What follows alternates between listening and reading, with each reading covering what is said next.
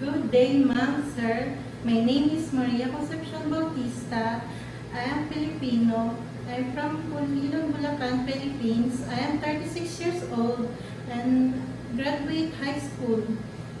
I am a widow. I have a son, 10 years old. I work as a domestic helper here in the Philippines. My duties and responsibility is taking care of children, cooking, clean the house, and washing, and ironing, and I love cooking Filipino food. I love taking care of baby and children, elderly, and pets.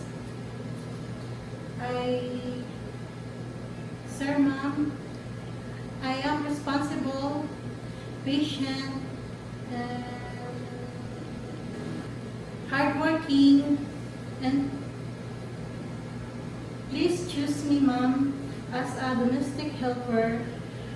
I promise to finish my 2 years contract. Thank you.